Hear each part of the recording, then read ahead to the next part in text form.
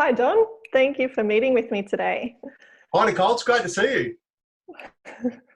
Are you enjoying working from home and home learning with the kids? Oh, to be honest, my wife has taken the lion's share of the kids working from home, and I'm the principal. So they get to me, they've come to the office, and it's look out. Oh, watch out. Yeah. But honestly, I must admit, for 20 years, I've been building a house I want to live in, and I've been growing a family that I want to hang out with. So for me, I'm one of the people who's absolutely loving, in a weird sort of way, this time in our society. Very lucky, yes. Some of us are lucky to be able to work from home. Yeah. Yeah, very fortunate.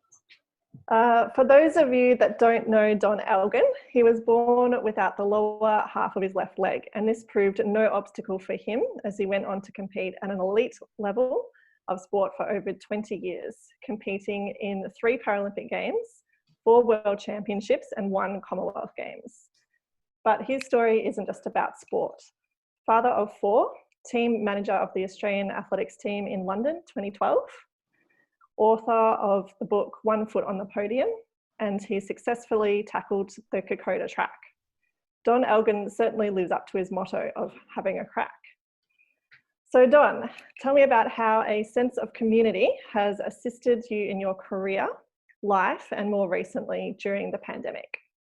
Yeah, well, it's an interesting question, that Nicole. And first of all, I think when I think about community, I think about all the communities that I belong in and belong to, and where I get a chance to contribute from those or to those communities, but also take from those communities. So a community around friendship and belonging and fitness and health and lifestyle happens. That's how we met, as athletes at the Sandringham Athletics track. We'd see each other regularly training, and there's that piece of belonging that fits with every community we're involved in.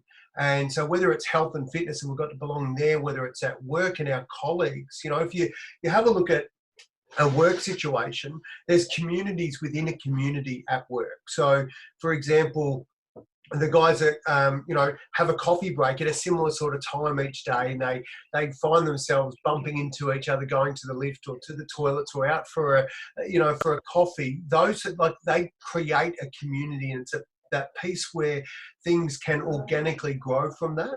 But even more so when we connect ourselves with spaces where we really want to be.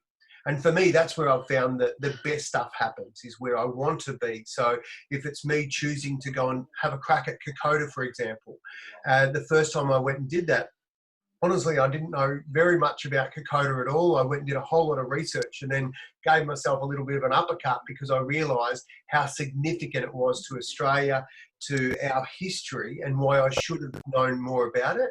The second time I did it, my family and some really close friends went with me, because I wanted to have the opportunity to facilitate their experience. So again, that community is a completely different group of people to hang out with, but that feeling of belonging, that connection, that we have something in common, we want to achieve something together. The greatest thing I've found about community is that when you're with like-minded people, the conversations are easier. When you need help, people are going through a similar thing. So what we're seeing now in society is that the whole world, like you asked me before about the homeschooling, anyone with kids that's homeschooling now are going through that same experience. And you only have to look at Facebook or Instagram and you see all the memes about parents drinking and all the different stuff that it's creating, because it's a completely different and new understanding for a lot of people. So knowing your community, knowing what communities you're in, can really give people an opportunity to get more out of them, but also to understanding what they contribute to that community.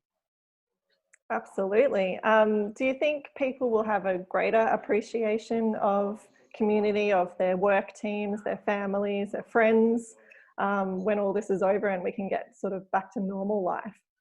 If people don't have an appreciation for this, they need to have an uppercut. There is no greater reset for society than what we're going through right now. Because what it's done is it's taken everything away from us, or a lot of things that we've taken for granted away from us. So now it's a chance to say, well, when we start to rebuild again, what do we really want in our life?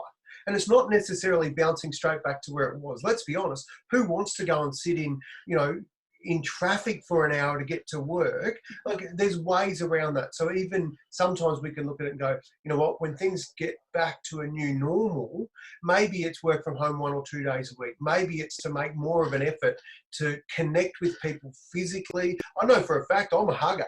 So I miss the connection and being in a room with people as a speaker, being on stage and having that energy there is very, very different to doing Zoom meetings or webinars. It's a totally different experience. So for me, I will really make sure that I appreciate the moment more. And I think that's what society's going to get, is they're going to be able to have an opportunity to remind themselves to be in the moment, whatever that situation is to be present. Thanks, Don, for the insights. This is part 1 of a 3-part little interview series in the lead up to a webinar with us. So the next part will be on resilience. So I look forward to chatting to you soon.